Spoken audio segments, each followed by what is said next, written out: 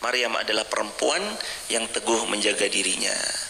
Maryam ini contoh nyata bagaimana perempuan yang menjaga kehormatan dirinya, memegang teguh nilai-nilai kesuciannya, meskipun ia hidup di tengah tekanan.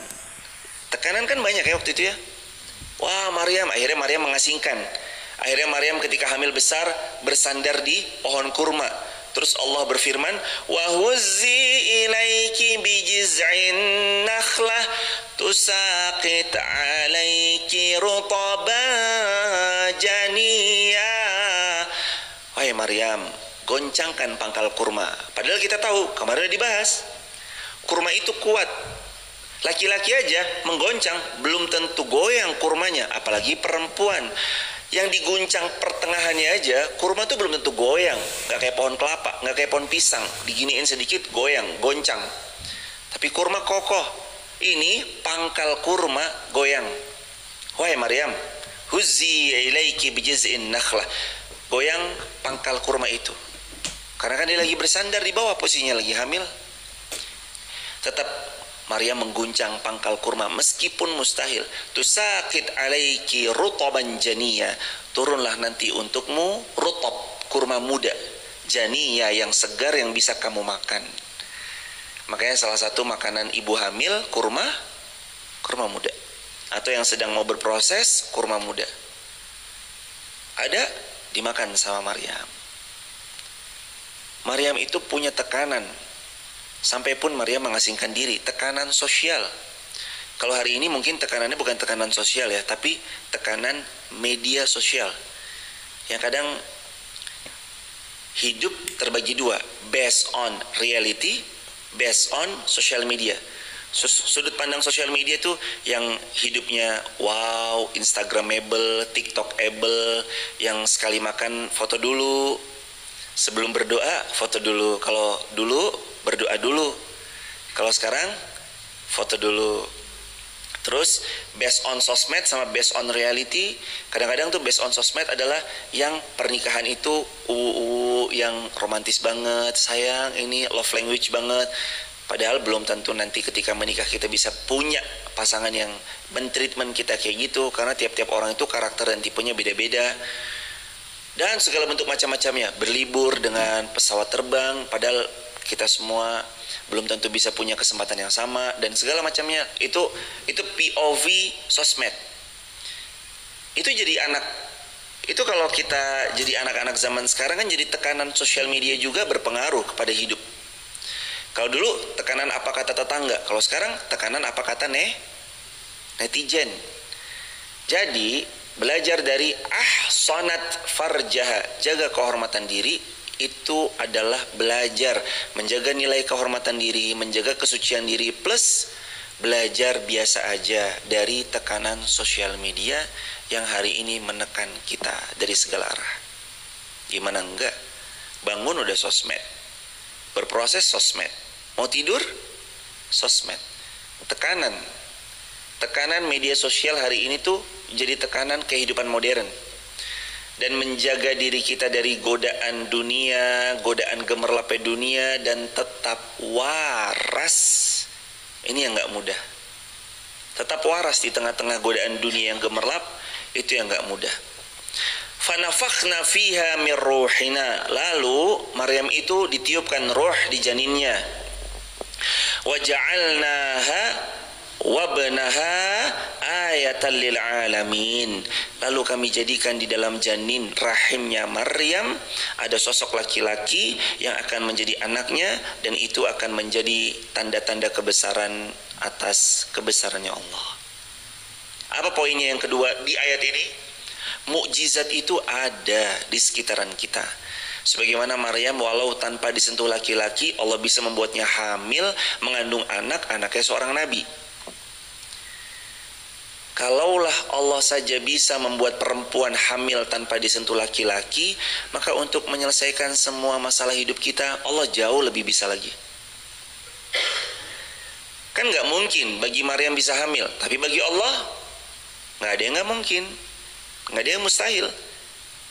Kalau dengan masalah hari ini kita rasa kita gak mungkin masalah saya selesai, Nggak mungkin problematik hidup saya yang terlalu rumit ini selesai. Tapi bagi Allah nggak ada yang nggak mungkin. Kalau Allah mau, innama amruhu idza arada syai'an ayyaqula lahu kun fayakun. Apa kata Imam Ibnu Katsir? Beliau mengatakan dalam tafsirnya, Maryam diberi kehormatan karena iman yang kokoh, dan Maryam dimuliakan karena menjaga kesucian dirinya.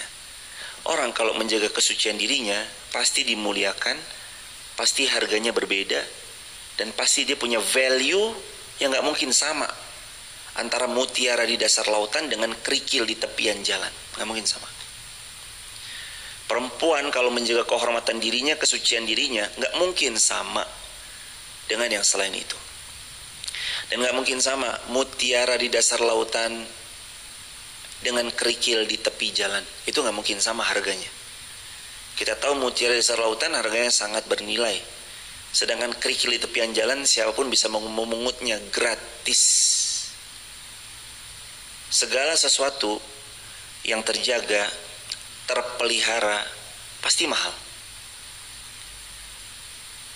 Brownies, makanan cake atau yang sejenisnya itu yang dipasang, di display di sebuah etalase yang menawan, ada warna-warnanya itu kuning keemasan, ada coraknya dengan beragam macam interior desain yang menawan.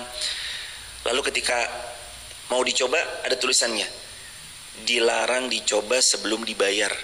Dengan gorengan yang di tepi jalan, yang siapapun, bang gorengan satu, langsung ambil. Kira-kira harganya sama atau beda? Beda. Yang di etalase mahal harganya. Berapa? 700.000. Oh iya, saya satu ya. Cake-nya ini berapa? 540.000. Saya satu ya. Mahal hadirin. Dan ini juga termasuk di mana kita bertempat. Satu botol yang sama, dengan cc yang sama, dengan brand yang sama, tapi dia berada di tempat yang berbeda, dia akan membuat berbeda harga juga pada hasilnya. Kita nih sama nih, orangnya sama, dirinya sama, namanya sama, ya dia juga. Tapi kemana dia bawa dirinya, bertemu dengan siapa, duduk dengan siapa, dia tampil di publik bersama siapa, akan punya value yang berbeda dengan mereka yang sembarangan menempatkan dirinya untuk bertemu kepada orang yang sembarangan. Satu botol yang sama, cc yang sama, dengan brand yang sama, brand identitinya itu sama, percis ya, botol itu. Tapi yang satu dijual di pinggir jalan, yang satu dijual di bandara, harganya beda atau sama? Beda. Yang di bandara 30.000, yang di pinggir jalan 3.000. Kok bisa 10 kali lipat? Brandnya sama, cc-nya sama. Karena dia menempatkan di tempat yang berbeda. Kalau kita mau lihat value kita di mana, coba kemana kita pergi, kepada siapa kita tampil ke publik, dan bersama siapa kita bersama-sama. Karena Nabi pernah bilang, almar'u ala dini khalilih. Kalian itu akan dinilai sama seperti teman duduknya. Makanya Maryam menjaga kemuliaan dirinya, Allah muliakan beliau.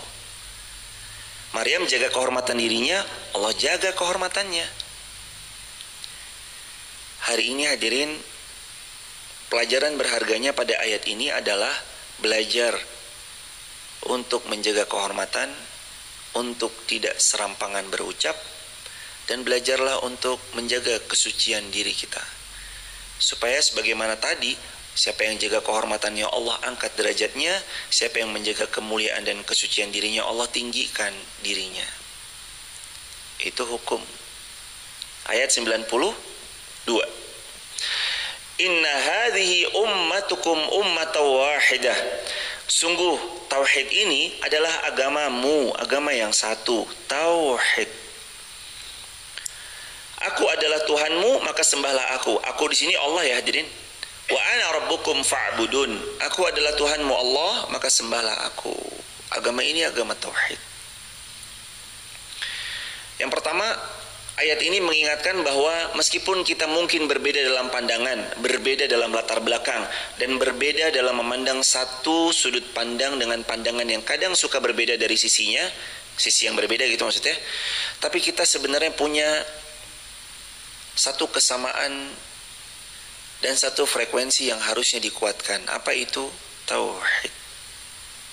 Karena nggak mungkin manusia yang sangat banyak, yang beragam skillnya, beragam latar belakangnya, beragam kemampuannya, beragam juga membangun brand identitinya, personal brandingnya, atau produk brandingnya, itu nggak mungkin sama. Dan nggak mungkin bisa disamaratakan. Sebagaimana Nabi SAW memahami kadarnya Utsman bin Affan itu sosok pengusaha yang triliunan hartanya. Sebagaimana Nabi memahami Sa'ad bin Abi Waqqas itu ahli dalam memanah. Sebagaimana Nabi memahami Khalid ibn Walid memang panglima perang tak terkalahkan, tak terbantahkan. Sebagaimana Rasul memahami Umar bin Khattab ini bisa menginfluence satu Mekah. Cuma dengan bilang kamu begini, kamu begitu, semuanya sami'na wa ata'na, karena powerfulnya Umar. Sebagaimana Nabi memahami yang azan dengan suaranya bagusnya adalah Bilal bin Rabah, Abdullah bin Abi Umi Maktum, dan sahabat Nabi itu punya skill yang beda-beda. Tapi dengan perbedaan itu tidak sedikit pun membuat mereka saling bergesekan, justru membuat mereka saling berlomba dengan skillnya, kemampuannya, harta bendanya untuk ikut andil bersama menolong agama Allah. Kembali dalam ayat, kita nih beragam sudut pandangnya, latar belakangnya, sosoknya, perannya, tapi kita punya satu tujuan yang membuat frekuensi kita nanti sama. Apa itu? Tauhid. La ma'buda bihaqqin ilallah. Nggak ada yang berhak diibadahi dengan benar kecuali Allah. Dan di dunia ini kadang-kadang yang membuat kita sering pecah itu perbedaan. Padahal justru perbedaan itulah yang membuat kita semakin bisa berkontribusi banyak. Kan Nabi punya 10 sahabat, dan 10 sahabat ini kan miliarder plus triliuner kan. Abu Bakar miliarder, Umar miliarder, Utsman triliuner, Ali miliarder, Talhah miliarder, Zubair bin Awam triliuner, Abdurrahman bin Auf triliuner, Sa'ad bin Abi Waqqas ahli panah, Sa'id bin Zaid sekretarisnya Nabi, Abu Ubaidah Amir bin Jarrah sosok kepercayaan umat ini. Kata Nabi SAW, Abu Ubaidah Amir bin Jarrah. Ini Abu Ubaidah ini sosok kepercayaan orang yang paling amanah di umat ini nih beliau. Jadi kalau orang mau nyimpan sesuatu sama Abu Ubaidah, aman. Sosok yang paling amanah. Masing-masing itu punya peran, punya porsinya. Dan gak ada yang merasa lebih rendah daripada yang lain. Bilal sekalipun beliau mohon maaf pada waktu awalnya ya jemaah, bukan pada akhirnya, karena Bilal pada akhirnya tetap ditawari dengan jabatan-jabatan yang prestis, tapi Bilal menolaknya. Bilal pada awalnya, Bilal itu miskin, bahkan sebelumnya beliau budak, dibeli sama Abu Bakar As-Siddiq dari Umayyah bin Khalaf. Ketika Abu Bakar beli, dimerdekakan, beliau tetap menjalani kehidupan yang sederhana, tapi beliau dicintai Nabi. Nabi itu sayang banget sama Bilal bin Rabah. Dan ini jadi bahasan. Kita tuh boleh punya latar belakang yang berbeda, kita tuh boleh punya peran yang gak sama untuk satu tujuan yang sama, yaitu la ilaha illallah, tauhid. Supaya orang makin kenal sama Allah, supaya orang makin sayang sama baginda Rasulullah SAW. Caranya bisa macam-macam, lewat beragam macam implementasinya. Ada yang bergerak di pendidikan, di bisnis, ada yang bergerak di teknokrat atau birokrat gitu ya, di bidang jawatan-jawatan dengan jabatan-jabatan tertentu, itu pun juga sama, berdakwah di bidangnya masing-masing. Yang kedua, sembahlah Allah dengan fokus. Seringkali hidup di zaman ini itu membuat fokus-fokus kita tuh kadang teralihkan karena pekerjaan, karena ambisi besar kita, sehingga kadang kita nggak fokus sama ibadah. Coba lihat lagi dulu awal-awal hijrah. Gimana semangat awal-awal hijrah? Awal-awal hijrah tuh semangat banget. Awal-awal hijrah tuh Kemana majelis ilmu? Datang. Bahkan kalau satu hari ada 12 majelis ilmu, waktu awal-awal hijrah saking semangatnya 12 majelis ilmu itu datang. Jam 5 sampai jam 6 di sini. Nanti jam 6 sampai jam 7 di tempat lain, pindah ke tempat lain. Jam 8 sampai jam 9 di tempat lain, pindah tempat lain. Jam 9 jam 10 dikejar majelis ilmu ke majelis ilmu, kajian ke kajian, taklim ke taklim sampai malam awal-awal hijrah. Tapi gimana setelah 1 bulan, 1 tahun? Masih istiqomah? Hadirin, punya saldo hari ini 1 triliun. Masih ngaji? Yakin? Ya Allah, berikan ya Allah di hadapan kami 1 triliun semuanya ya Allah. Beri ilmunya beliau yang hadir juga di online TikTok, YouTube, Instagram. Ilmunya ya Allah, beri ilmunya supaya pantas dihadirkan rezeki yang halal, yang banyak, yang manfaat dan luas untuk umat. Ingat ya hadirin, jangan minta langsung tujuan besarnya, minta ilmunya. Karena nanti kalau kita nggak punya ilmunya dikasih mak brek, kaget, bingung. Ya Allah, kok tiba-tiba dapat sebanyak ini? Makanya minta, pantaskan, punya ilmunya, kasih tahu hamba ya Allah gimana ilmunya supaya hamba bisa dapat. Pertama mungkin 1 bulan 500.000, 1 bulan 700.000, 1 bulan 1 juta. Terus minta aja sama Allah, sal tuh toh, minta dikasih sama Allah. Tapi kita bukan cuma sekedar minta hasilnya, minta prosesnya supaya tahu alurnya kemana. Oh, kamu harus kenalin, bangun produk brandingmu, oh bangun personal brandingmu. Karena kan harta datang pada yang memiliki value. Semakin bervalue, semakin datang. Tapi kalau kita nggak punya value, gimana mau datang? Maka sama Allah, Rabbi zidni ilma, minta ilmu. Nabi itu nggak minta harta dulu loh. Coba dibaca lagi. Allahumma inna nas'aluka ilman nafi'an. Setelah ilmu nafi' baru rizqan thayyiban. Jadi belum minta harta dulu yang pertama, harta itu yang kedua. Nabi minta rezeki yang berkualitas itu yang kedua. Yang pertama Nabi minta apa? Ilmu. Ya Allah, beritahu ilmunya. Apa itu customer journey? Apa itu funneling? Ya Allah, hamba bagi ilmunya ya Allah. Bagaimana flywheel marketing. Ya Allah, bagi tahu ilmunya bagaimana ini bekerja. Ya Allah, bagi tahu ilmunya bagaimana. Ilmunya, ada ilmunya jamaah. Kan Islam mengajarkan al ilmu qoblal qaul wal amal. Ilmu dulu sebelum beramal.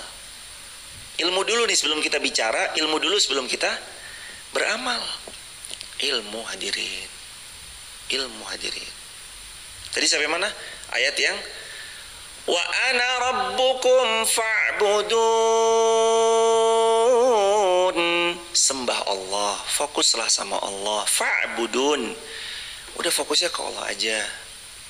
Berdagang fokus ke Allah, berusaha fokus ke Allah, ngajar di kantor, ngajar di kampus fokusnya untuk Allah, di SD untuk Allah,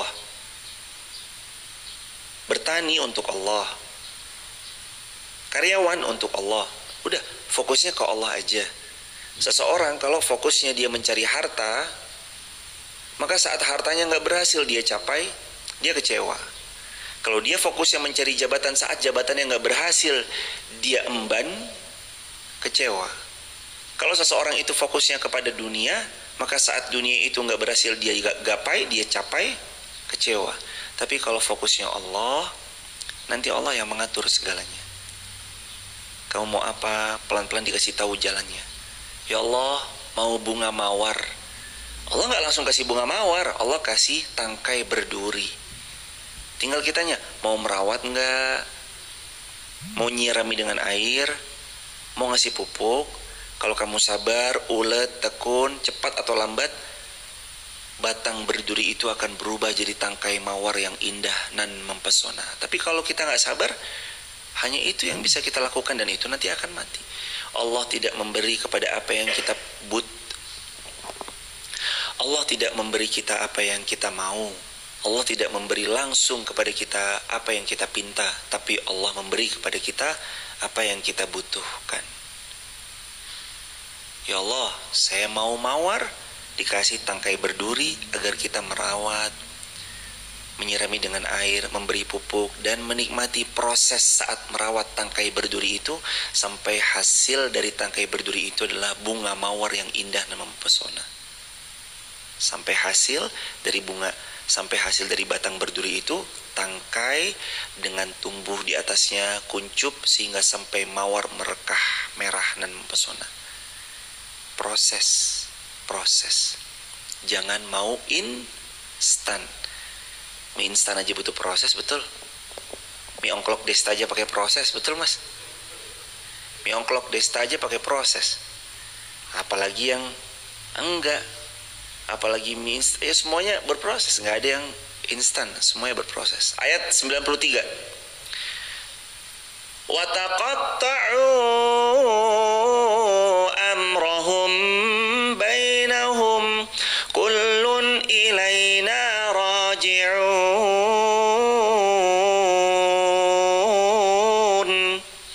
Wa taqatta'u, tetapi mereka terpecah belah, amrahum bainahum, dalam urusan agama mereka di antara mereka. Kullun ilaina raji'un, masing-masing golongan itu semuanya akan kembali kepada kami. Perpecahan dalam kehidupan ini poin yang pasti terjadi. Tapi Allah pun juga berjanji, kalau kami mau satukan hati-hati kalian, nanti kalian mudah bersatu, dan bagi Allah itu mudah. Dan juga dalam ayat yang lain Allah Subhanahu wa taala berfirman, kalaupun kamu punya harta sebanyak apapun, kamu nggak bisa membuat hati mereka bersatu. Ya kan? Sebanyak apapun harta yang kita punya, kalau Allah bilang belum, nggak akan pernah bisa kita membuat mereka bersatu. Ayat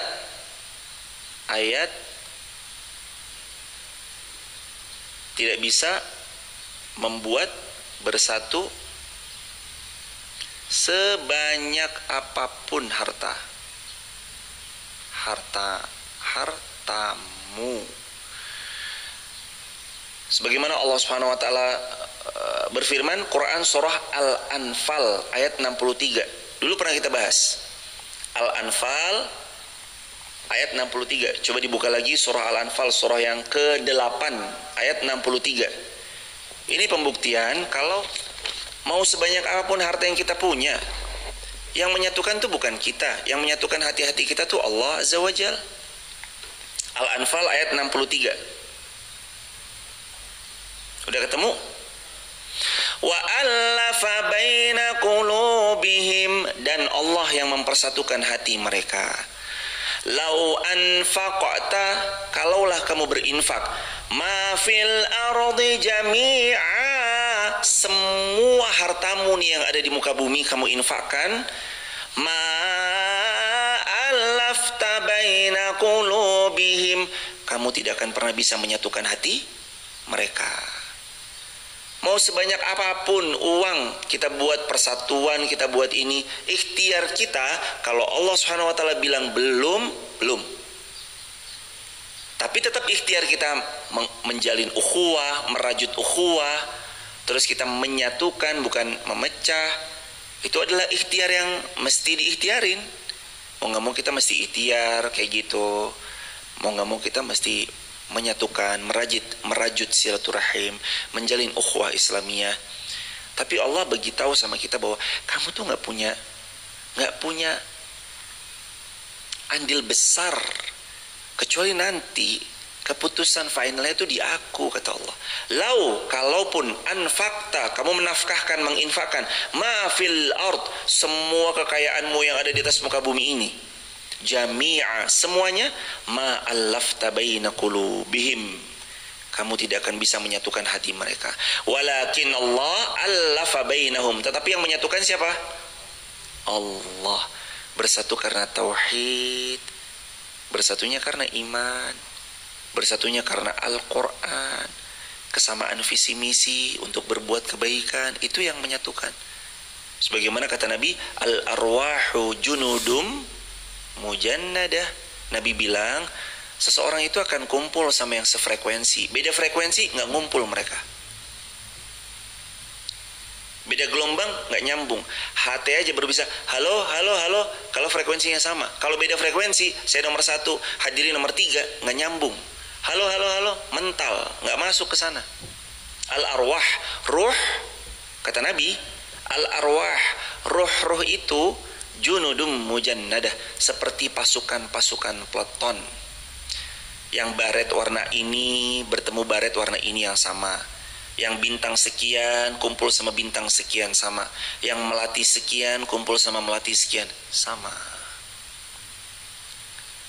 Orang salih akan nyaman bertemu berkumpul bersama orang salih dan sebaliknya.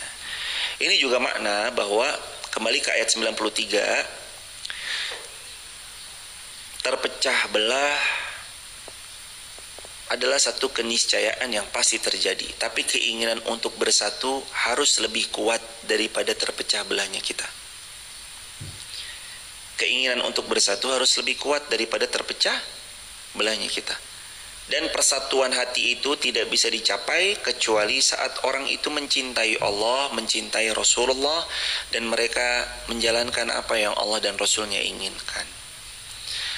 Hadirin, yang mengikat kita tuh sebenarnya bukan harta semata, bukan hobi semata, tapi yang mengikat itu iman. Siapa yang bersatu karena kesamaan cc motor yang sama, saat motornya hilang, hilang juga persahabatannya. Dia berkumpul karena kesamaan tipe mobil yang sama, saat mobilnya sudah nggak dikendarai lagi, udah hilang juga perkawanannya. Siapa yang berkumpul karena profesi yang sama, saat dia pensiun udah ditinggalkan, tak dianggap. Tapi siapa yang bertemu, berkawan, bersahabat, bergaul karena iman, maka Allah akan jaga persahabatannya selama-lamanya dengan izin dan taufik dari Allah Azza wa Jalla. Karena iman, bukan karena kepentingan atau karena apapun. فَمَنْ يَعْمَلْ مِنَ الصَّالِحَاتِ وَهُوَ مُؤْمِنٌ, barang siapa yang mengerjakan amal salih wa huwa mu'min, dan dia termasuk orang beriman, fala kufrana li sa'ihi wa inna lahu katibun, maka tidak akan diingkari atau tidak akan disia-siakan li sa'ihi usahanya, wa inna lahu katibun, dan sungguh kamilah maha mencatat apapun yang mereka kerjakan. Hadirin, Allah Subhanahu wa taala berfirman, fala kufrana li sa'ih, usaha tidak akan pernah mengkhianati hasil. Jadi yang dibilang oleh kebanyakan orang, usaha nggak akan pernah mengkhianati hasil, usaha tuh nggak akan pernah proses nggak akan pernah mengkhianati hasil dan segala macam, atau yang senilai dengan kata-kata tadi, itu sebenarnya based on Quran. Di ayat yang lain Allah bilang, Innallaha la yudhi'u ajral muhsinin, Allah nggak akan menyia-nyiakan orang yang berbuat baik. Di ayat ini, fala kufrana li sa'i, Allah tidak akan menyia-nyiakan orang yang berusaha. Artinya proses itu tuh benar-benar dijalani, hasilnya pasti akan dia dapatkan. Manjadda wajad, benar, siapa yang sungguh-sungguh dia pasti dapat. Berproses, nikmati proses. Seringkali orang terpukau sama hasil, tapi dia nggak pernah tahu perih dan pedihnya cerita di balik keberhasilan orang itu. Emang dikira sahabat Nabi yang berhasil itu karena tiba-tiba blek berhasil begitu aja. Sahabat Nabi yang berhasil, mereka berproses. Abu Bakar Rasyidi kayak apa? Diguncang berkali-kali keimanannya, tapi nggak goncang tuh. Waktu Nabi pulang Isra Mi'raj, pernah dengar gak ceritanya waktu di Quran surah Al-Isra kita ceritakan? Wah, Muhammad gila ini Muhammad. Begitu kan katanya Abu Jahal. Ada satu orang ketika Nabi Muhammad pulang Isra Mi'raj, lalu Nabi Muhammad SAW menceritakan apa yang terjadi. Hadirin, pernah waktu Nabi SAW pulang dari Isra Mi'raj, waktu itu perjalanan normal 2 bulan PP, tapi Nabi cukup semalam. Dan zaman itu belum ada pesawat. Kalau sekarang ada pesawat mungkin, waktu itu belum ada. Sekarang pesawat ke sana kurang lebih sekitar 2,5 sampai 4 jam. Kalau PP 1 malam mungkin. Berangkat maghrib sampai sana jam 10. Sampai sana 2 jam, jam 1 berangkat lagi sampai subuh udah nyampe. Kalau sekarang mungkin, dulu nggak ada. Paling cepat perjalanan unta 2 bulan. Waktu Nabi cerita, aku baru saja diperjalankan menaiki buraq. Buraq itu kecepatannya sejauh mata memandang, langsung sampai. Wahai Muhammad, coba ceritakan lagi. Makin kaget nih, ini Muhammad udah gila nih. Kalau ada satu orang, saya cerita ke dia dan dia membantah Muhammad, kelar agamanya Muhammad. Siapa orang itu? Abu Bakar. Cari Abu Bakar. Di mana Abu Bakar? Sedang di ladang waktu itu. Dipanggil, wahai Abu Bakar, ini Muhammad telah mengatakan cerita begini. Dari kerumunan massa yang banyak itu Abu Bakar bilang, "Oh ya Rasulullah, ini si Abu Jahal cerita katanya Anda begini. Benarkah ya Rasulullah?" Jawab Nabi SAW, "Benar wahai Abu Bakar." Kata Abu Bakar apa? "Kalau engkau benar demikian, aku membenarkan ya Rasulullah." Bahkan kata Abu Bakar, kalau tembok ini berwarna putih dan Nabi mengatakan tembok ini berwarna hitam, ku bohongkan mataku, ku benarkan ucapan Nabi, tembok ini warnanya hitam meskipun warnanya putih. Semua akhirnya kaget. Abu Bakar malah begitu nih, mengimani Nabi dengan sebegitunya. Akhirnya yang iman makin kuat imannya, yang ragu-ragu setengah-setengah jadi semakin bertambah kuat imannya. Kan digoncang berkali-kali. Abu Bakar tuh digoncang berkali-kali. Tapi itulah keimanan yang teguh, keimanan yang kokoh, keimanan yang kuat.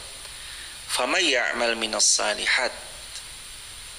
Maka kalau kita mau punya iman yang kuat, banyak-banyak deh amal salih. وَهُوَ مُؤْمِنٌ.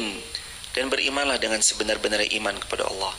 فَلَا كُفْرَانَ لِسَعْيِهِ. Maka usaha-usaha kita tidak akan pernah tidak menemui hasilnya, kecuali Allah akan sampaikan pada titik hasil yang diharapkan.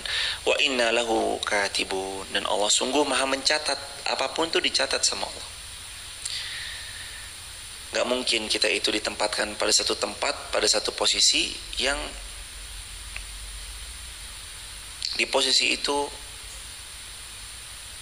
kita gak punya peran apapun juga. Itu gak mungkin. Pasti pada posisi kita di hari ini Allah menempatkan peran-peran terbaik. Medis, di bidang bisnis, bidang usaha-usaha, bidang pemerintahan, bidang freelance, semuanya pasti Allah Subhanahu wa taala mau kita berperan dalam kebaikan. Ya'mal amalan salihan. Ayat 95. Dan tidak mungkin bagi penduduk satu negeri yang telah kami binasakan bahwa mereka tidak akan kembali kepada kami. Jadi gak mungkin kita tuh gak kembali kepada Allah. Pasti kita kembali ke Allah. Anehnya manusia itu, ini aneh. Anehnya kita itu, kita tahu kita akan pulang kepada Allah, tapi kita gak bersiap-siap. Kita tahu kita akan wafat, tapi kita gak bersiap segera dari sekarang juga. Kita tahu dunia sementara, tapi kita mati-matian untuk mendapatkan semua harta dunia. Yang padahal Nabi sudah jelas-jelas bilang kalau manusia punya satu gunung emas, dia masih akan mencari dan meminta gunung emas yang keberapa? Kedua. Kalau sudah punya 2 gunung emas, masih mencari yang keberapa? Ketiga. Sampai mulutnya tertimbun tanah. Ambisinya menutup matanya dari mengejar surga. Kadang-kadang ambisi kita tuh menutup mata kita dari mengejar surga. Padahal harusnya ambisi tertinggi itu adalah surga. Dunia ini kita tunggangi untuk meraih surga. Bukan malah terlena dengan dunia. Bukan malah tersilau dengan dunia. Tapi dunia ditunggangi. Jadi harus punya dunia, harus. Karena di dunia inilah tempat kita berikhtiar yang nanti panenannya kita panen di sana. Jadi jangan sepelekan dunia juga ya. Habis ini udahlah saya mati aja lah. Enggak juga. Jangan sepelekan dunia.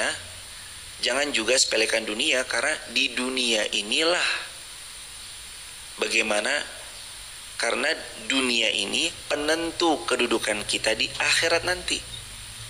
Kan akhirat nanti kedudukannya itu ditentukan dari amal salih dunia kita. gimana dermanya, sedekahnya, zakatnya, infaknya, sholatnya, puasanya, bantu orang enggak, ilmunya dicari dan diamalkan atau cuma dicari aja dan dikoleksi aja di benaknya. Itu tuh semua itu perkara-perkara dunia itu penentu kedudukan kita di akhirat nanti. Mudah-mudahan min ahlil jannah semuanya ya Rabb. Insyaallah kita min ahlil jannah semuanya, mudah-mudahan Allah pantaskan kita menjadi penghuni surga firdausnya Allah yang paling tinggi. Amin ya rabbal alamin. Hatta idza futihat Ya'juj wa Ma'juj wa hum min kulli hadabi yasilun. Dan apabila janji Allah tentang janji berbangkit itu telah dekat, maka orang-orang kafir terbelalak. 96. Hingga apabila tembok Ya'juj dan Ma'juj dibuka, mereka turun dengan cepat dari seluruh tempat yang tinggi. Siapa Ya'juj dan Ma'juj? Ayat siapa Ya'juj dan Ma'juj? 96. 96.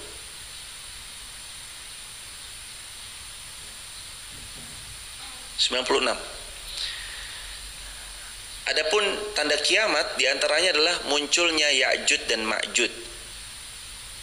Satu kaum di mana kaum itu ketika melintasi daripada sungai, maka sungai itu langsung mengering.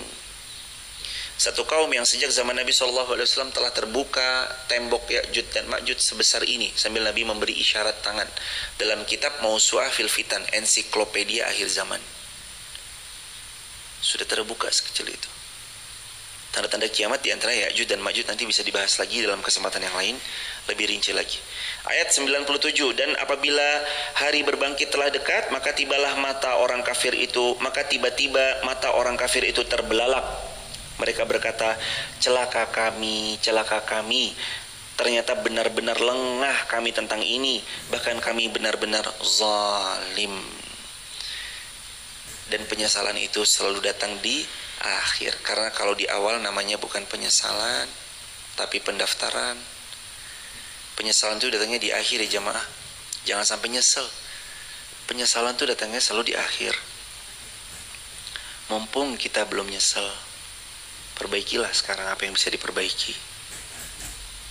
Nggak usah nunggu teman. Mau jadi baik itu nggak usah nunggu siapapun. Jadi baik itu mulai dari diri sendiri. Nanti kalau saya ditemenin baru saya mau ngaji, nggak usah.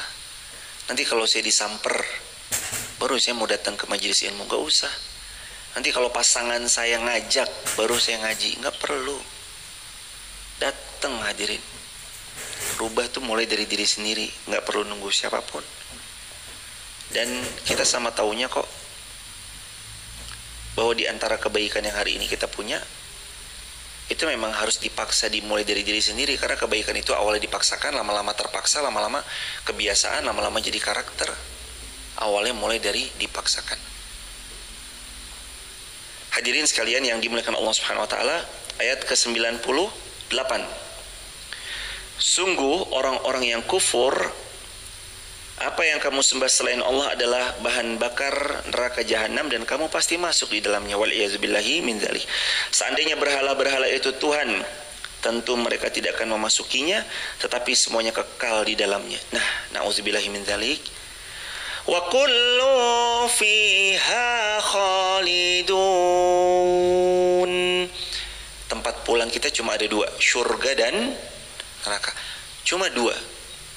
Begitu masuk kepada salah satunya, fiha khalidun, kekal selamanya di sana. Jamaah kalau masuk surga mah kekal di surga. Jamaah tahu nggak? Di surga nggak ada ibu-ibu yang tua, nggak ada nenek-nenek di surga. Loh, ya nek, kenapa nek? Bukan berarti nenek-nenek nggak masuk surga, enggak. Tapi nanti nenek-nenek, ibu-ibu umurnya kembali muda. Kata Nabi 33 tahun. Umurnya tuh kayak 30-an. Jadi tenang ya, hari ini kita nih udah mulai keriput, kita yang udah mulai merapuh, daya ingatnya mulai memudar. Tenang, besok Allah izinkan masuk surga, umurnya kembali muda. 30-an lagi ntar umurnya. Nggak ada lagi yang tua, nggak ada lagi yang nenek-nenek gitu nggak ada. Semuanya 30-an tahun. Dan Allah berfirman, khalidina fiha abada, selamanya di sana, muda selamanya. Mohon maaf, nggak ada lagi ludah, nggak ada lagi ingus, nggak ada lagi buang air kecil, nggak ada lagi buang air besar. Ditanya, ya Rasulullah, bagaimana bisa kok nggak bisa buang air, nggak bisa buang ingus, nggak ada lagi mereka segala macamnya? Sebagaimana Allah membuat keringat itu berubah menjadi kasturi, dan sangat mudah bagi Allah itu semua berubah menjadi wangi yang luar biasa. Auka maqala Nabi sallallahu alaihi wasallam. Jadi nanti Allah berubah semuanya itu.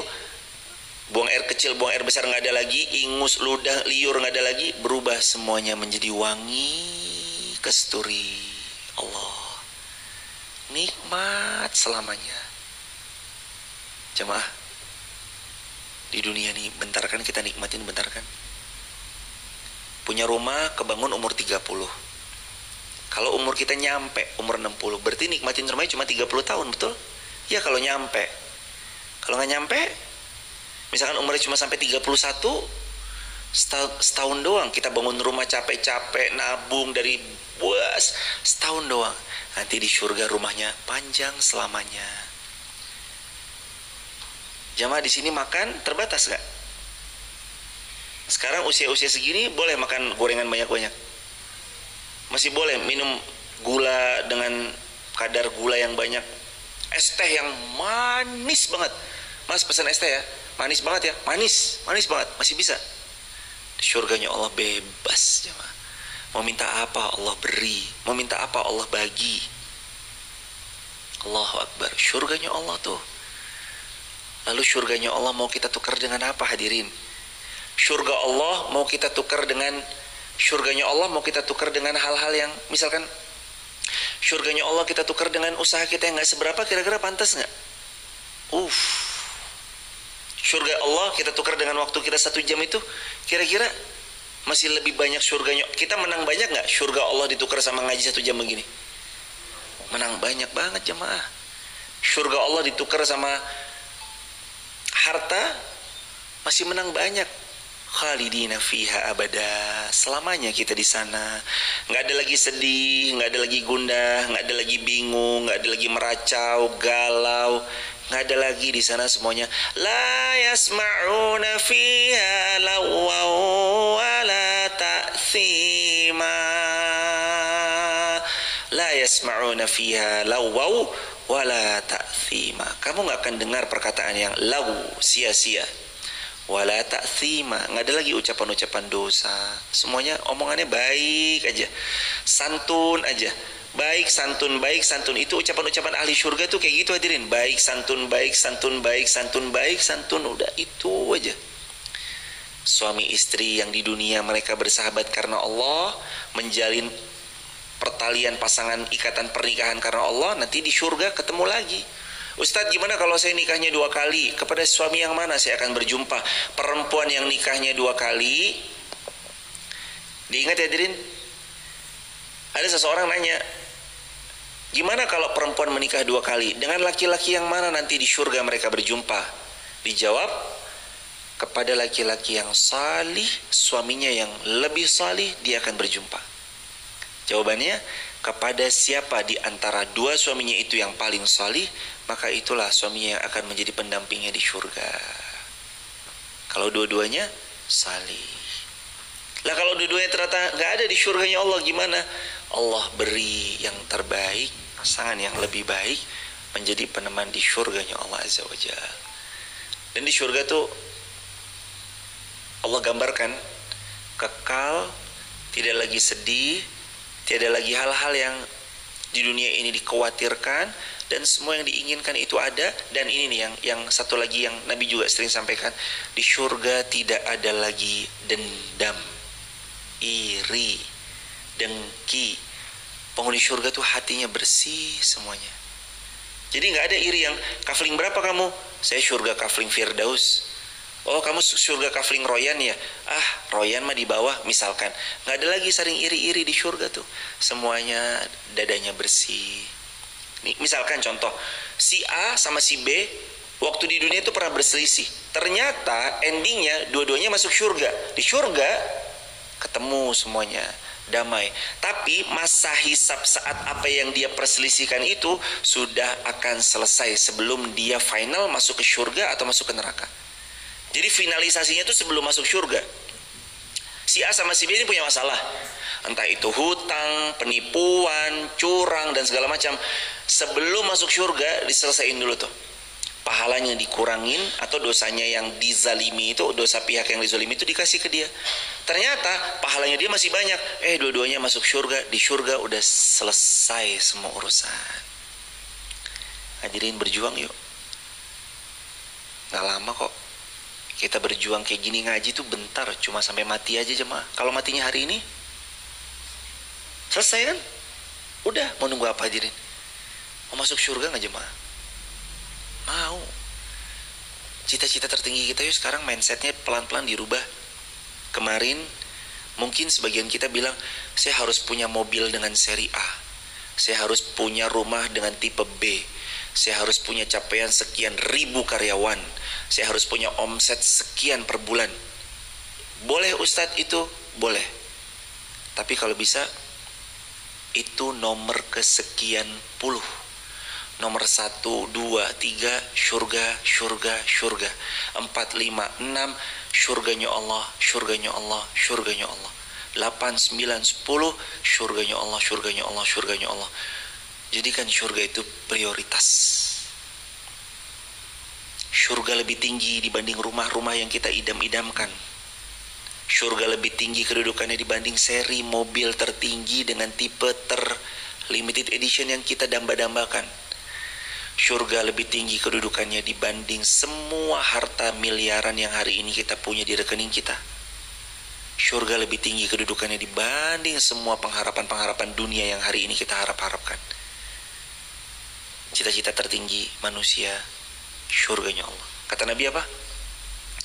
Ala innasil atallaha hiyal ghaliyah, ala innasil atallahal jannah. Yang Allah tawarkan kepada kita itu mahal, dan yang Allah tawarkan itu surga. Sabar aja sebentar. Hidup tidak pernah ideal untuk siapapun. Tidak ada hidup yang benar-benar mudah untuk siapapun. Karena di dunia ini memang tempat ketidakidealan bagi siapapun, termasuk bagi baginda Rasulullah Muhammad SAW. Nabi pernah kecewa, Nabi pernah terluka, Nabi pernah sedih, karena inilah dunia. Bahkan manusia semulia baginda, manusia yang paling Allah cinta, pernah mencicipi terluka, kecewa, sedih, dan yang sejenisnya. Karena memang dunia tidak pernah mudah bagi siapapun. Kalau kita mau tahu mana tempat yang akan mudah bagi siapapun, mana tempat terindah, maka mulai sekarang jadikan impian besar itu adalah surga. Jadikan cita-cita besar kita adalah surga. Dan anak muda, impian terbesarnya harus surga Firdaus. Titian langkahnya harus iman dan amal salih. Dan hidupnya bukan disetir oleh hawa nafsu, tapi hidupnya tunduk pada apa yang Allah mau. Itu anak muda. Ayo jemaah, kita perbaiki lagi hidup kita. Kita perbaiki lagi cita-cita dan impian-impian besar kita. Sekarang dan selamanya kita pakai setting goal tertinggi, surga. Selama ini mungkin setting goal tertinggi surga itu belum on. Sekarang kita on kan jemaah. Setting goal tertinggi kita adalah surganya Allah. Gak apa-apa gak ideal. Oke, secara harta belum ideal. Oke, kesehatan saya sekarang gak ideal, gak kayak muda dulu, sekarang saya melemah. Oke, gak ideal. Sedang saya cinta-cintanya, lalu suami saya dipanggil pulang. Saya sedang rindu-rindunya, tapi saya belum diberikan apa yang saya rindui itu. Hidup ini gak ideal, memang dunia. Mau berharap apa dari dunia hadirin? Yang kata Nabi, dunia dibanding akhirat seperti satu tangan yang kamu celup ke dalam lautan, lalu kamu tarik. Satu tetes yang tertempel di telunjukmu, itulah dunia. Sedangkan air yang tersisa di lautan yang sekian itulah surga dengan kenikmatannya.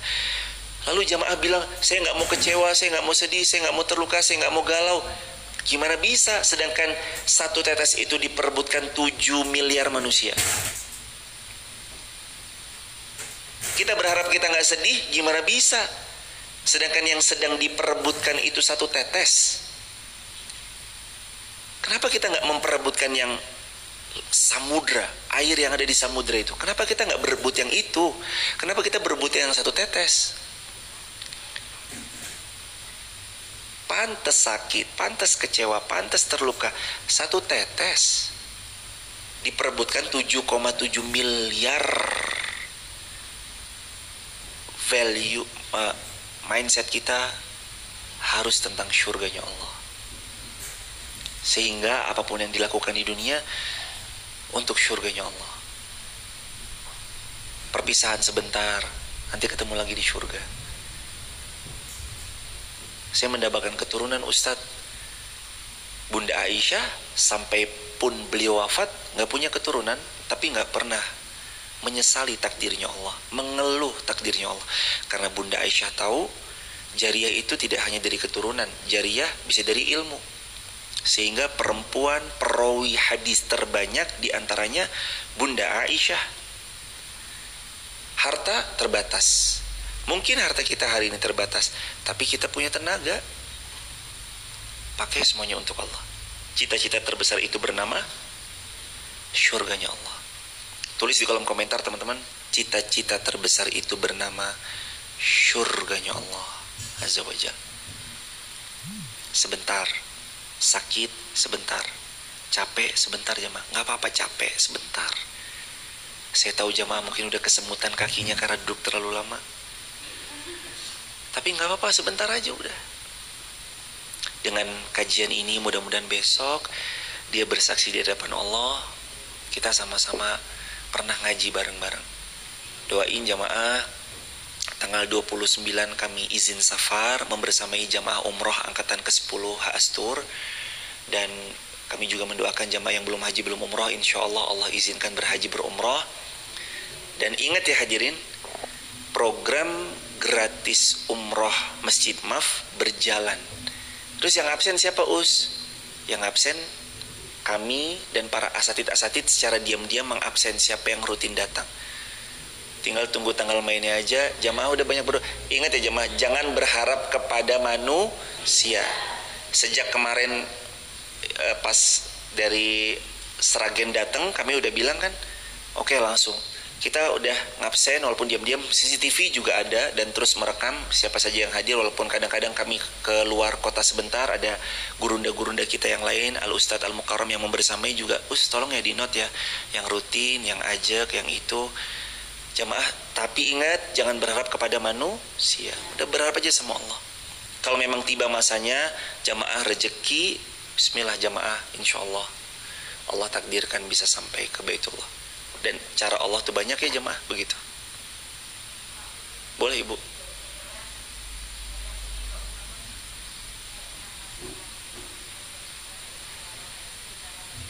Ahlan. Silakan hadirin. Mendoakan?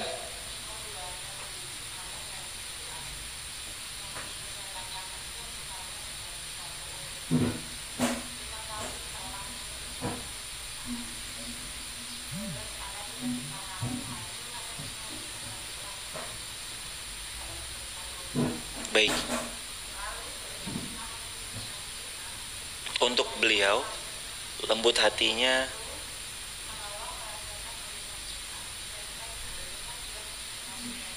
jazakumullah. Semoga Allah memuliakan. Siap, ibu termasuk ibu, terima kasih pertanyaannya. Semoga Allah memuliakan ibu sekeluarga besar. Yang pertama, pertanyaan dulu teman-teman, mungkin tadi kurang dengar yang di TikTok itu Instagram. Pertanyaannya bagus banget gini. Apakah kalau kita mendoakan seseorang yang kita tahu orang ini itu punya jabatan, Yang jabatan ini tuh bisa berpengaruh kepada penghasilan kita, naik pangkatnya kita, dipromosikan jabatannya kita, dan segala macamnya gitu misalkan. Kita doakan, ya Allah lembutkan hatinya agar dia mau membantu saya. Apakah itu termasuk menduakan Allah dalam berdoa? Hadirin, baiknya memang kalimat doanya, ya Allah mudahkan urusan hamba lewat manapun jalannya. Ya Allah beritahu hamba kepada siapa hamba mesti bersilaturahim agar supaya pintu silaturahmi itu membuka banyak kebaikan. Baiknya doanya gitu jemaah. Karena kalau kita kadang-kadang jemaah, kalau kita langsung berdoa letterlek, ya Allah saya maunya dia bantu hamba, dia bantu hamba, dia bantu hamba, nanti kita kecewa. Sama kayak misalkan doa minta jodoh, ya Allah hamba maunya dia ya Allah yang jadi jodoh hamba, ternyata dia bukan jodoh kita, kecewa. Sama ketika kita berdoa, ya Allah lembutkan hatinya Bapak Fulan, Ibu Fulana, beliau atasan saya, lembutkan hatinya, semoga bantu saya. Jangan hadirin, baiknya kalimatnya kalimat yang diksi di awal tadi. Ya Allah mudahkan urusan kami. Allahumma yassir umurona. Allahumma yassir umurona. Ya Allah mudahkan urusan kami. Beritahu ilmunya kepada kami. Kami harus bersilaturahmi dengan siapa, yang mudah-mudahan silaturahmi itu membawa keberkahan. Begitu hadirin. Jadi baiknya doanya langsung mintanya ke Allah. Minta agar Allah memberi jalur jalan terbaik kepada siapa kita mesti bersilaturahim. Tapi itu semua kembaliin ke Allah aja jemaah. Karena mohon maaf ya jemaah, memang beliau punya jabatan, tapi kalau Allah belum berkehendak, sangat mudah bagi Allah untuk tetap tidak membuat kita naik jabatan. Atau beliau nggak punya jabatan, tapi sangat mudah bagi Allah tiba-tiba kita naik, terpromosikan lewat jalur-jalur yang lain. Tapi kayaknya mustahil Ustadz, kan nggak ada yang mustahil bagi Allah. Kalau tiba-tiba beliau wafat, ternyata penggantinya adalah sahabat dekat kita, dan ternyata beliau lewat jalur silaturahmi. Jadi sebenarnya jalur orang dalam tuh ya, jalur silaturahmi bisa termasuk tuh diantaranya begitu. Tapi meskipun tetap ya jemaah nggak boleh juga jalur orang dalam kalau nggak punya kapasitas, sangat tidak direkomendasikan. Tapi kadang silaturahmi itu penting, bukan kadang, silaturahmi itu sangat penting. Silaturahim itu minta sama Allah. Kalau saya mohon izin menjawab, tujukan ke Allah saja, jangan ke yang lain, karena takut-takut kalau kita tujukan kepada manusia nanti kita banyak kecewanya. Barakallahu fikum. Begitu ya Ibu. Semoga Allah memuliakan Ibu sekeluarga besar. Dan hadirin mohon izin, semoga Allah memuliakan hadirin semua sekeluarga besar. Teman-teman di Jogja tanggal 13 Oktober besok hari Ahad jam 9 pagi sampai selesai kita ngaji di Masjid Nurul Asri Deresan. Teman-teman yang di Jogja boleh merapat, boleh datang, banyak ajak saudara dan semuanya. Jam 9 sampai jam selesai di Masjid Nurul Asri Deresan Jogja. Dan teman-teman juga yang mau ambil peluang jariah meluaskan tanah di kompleks Masjid Maaf yang akan sebentar lagi dibebaskan di sudut sebelah sana belakang baliho, teman-teman bisa langsung ke Bank Muamalat 50900 19666 atau QRIS yang ada di bawah ini. Barakallahu fikum. Subhanakallahumma bihamdika asyhadu an la ilaha illa anta astaghfiruka wa atubu ilaik. Ya Allah lancarkan rezeki jamaah semua online ataupun offline. Ya Allah mudahkan semua hajat jamaah semua online maupun offline. Berikan yang terbaik ya Allah, berikan takdir terbaik untuk kami semua ya Allah, berikan rezeki terbaik untuk kami semua ya Allah. Jadikan kami hamba-Mu yang mengerti ilmunya, dari mana kami harus memulai, bagaimana kami harus bertahan, bagaimana kami harus meluaskan kebaikan. Berikan kepada kami kesempatan untuk bisa berzakat dengan zakat terbesar, dengan infak yang paling besar, wakaf yang paling besar, derma yang paling besar. Berikan kami kesempatan untuk senantiasa taat bakti, patuh, tunduk kepada semua syariat-Mu ya Rabb. Izinkan kami Engkau anugerahi keluarga sakinah mawaddah warahmah, anak keturunan yang salih salihah, istiqomah, tumakninah, dan wafatkan kami di tanah suci Mekah Madinah. Izinkan juga kami bisa berhaji berumrah ya Rabb, dan wafatkan kami husnul khatimah. Rabbana atina fid dunya hasanah wa fil akhirati hasanah wa qina azabannar. Walhamdulillahi rabbil alamin. Barakallahu fikum. Subhanakallahumma bihamdika asyhadu an la ilaha illa anta astaghfiruka wa atubu ilaik. Assalamualaikum warahmatullahi wabarakatuh.